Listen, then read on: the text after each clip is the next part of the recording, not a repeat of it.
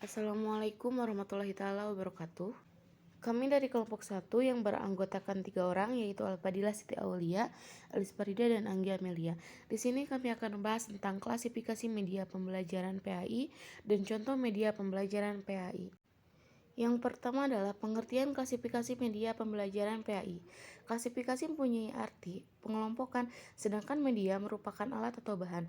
Jadi dapat disimpulkan, klasifikasi media pembelajaran merupakan pengelompokan alat atau bahan ajar sesuai dengan jenisnya untuk membantu proses berjalannya pembelajaran yang efektif. Selanjutnya adalah tujuan media pembelajaran PAI. Bashiruddin Usman pada tahun 2002 halaman 19 menyebutkan, media pengajaran digunakan dalam rangka upaya meningkatkan atau mempertinggi mutu proses kegiatan belajar mengajar.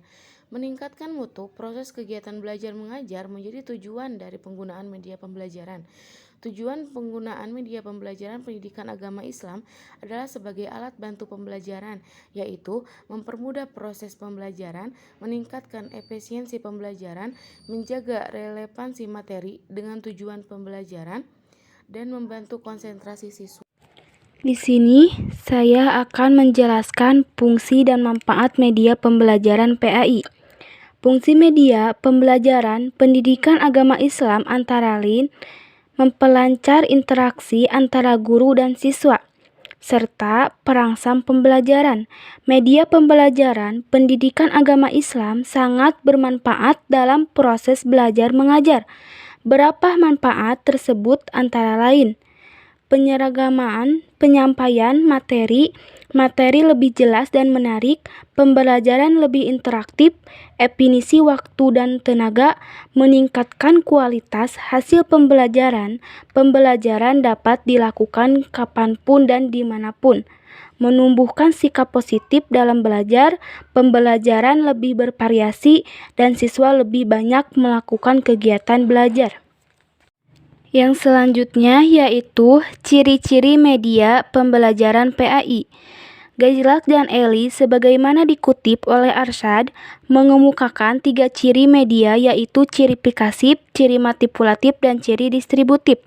Sebuah media pembelajaran dikatakan memiliki ciri fikasif apabila media pembelajaran tersebut mampu merekam, menyimpan, melestarikan, dan merekonstruksi suatu peristiwa atau objek.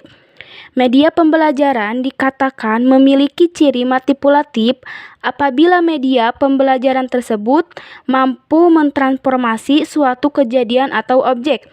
Kejadian yang memakan waktu berhari-hari dapat disajikan kepada siswa dalam waktu 2 atau 3 menit dengan teknik pengambilan gambar.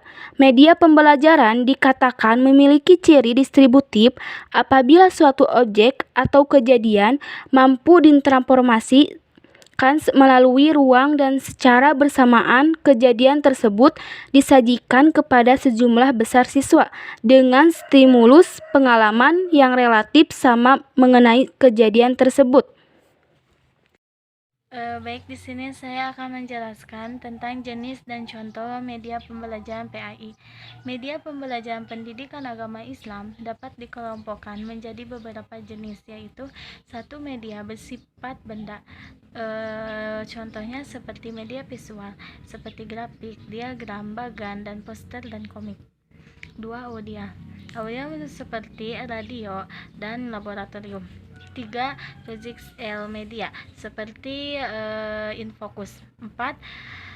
Metion media seperti film, televisi, video, komputer, dan internet.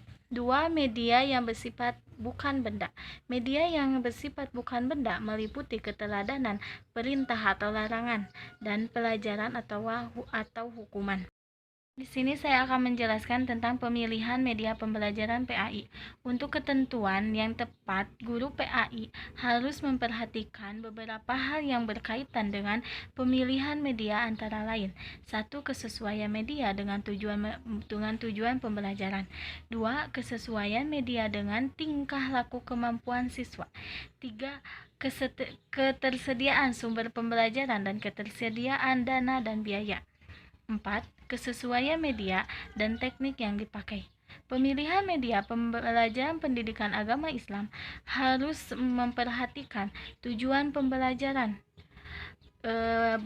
bahan pembelajaran, metode pengajaran, alat yang dibutuhkan, pribadi guru yang mengajarkan, minat dan kemampuan pengajaran, situasi pembelajaran dan kondisi siswa. Adapun kesimpulan yang bisa kita ambil adalah pengertian media pembelajaran pendidikan agama Islam adalah sebagai alat atau pengantar, alat bantu mengajar, sarana pembawa, penyalur pesan, sumber belajar, dan alat perangsang siswa agar pembelajaran menjadi lebih konkret dan siswa terlibat aktif dalam proses pembelajaran.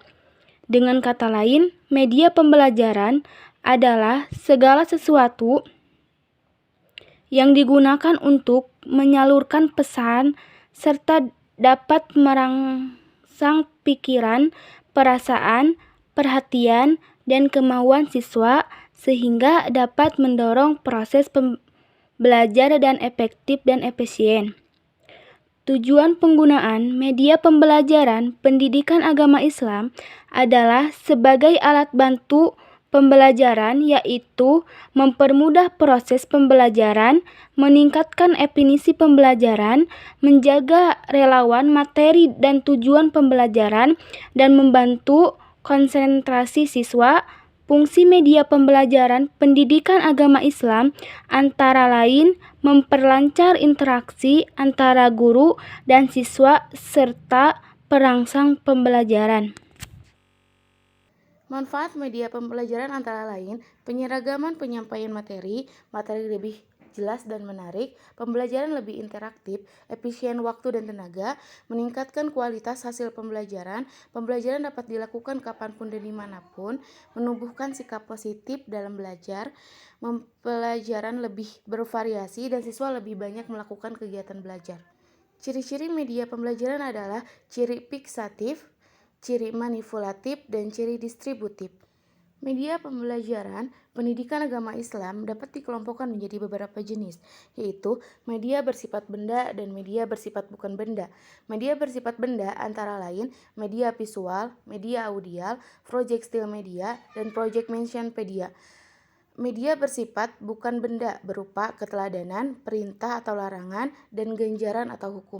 Pemilihan media pembelajaran pendidikan agama Islam harus memperhatikan tujuan pembelajaran, bahan pembelajaran, metode mengajar, alat yang dibutuhkan, pribadi guru yang mengajar, minat dan kemampuan mengajar, situasi pembelajaran dan kondisi siswa.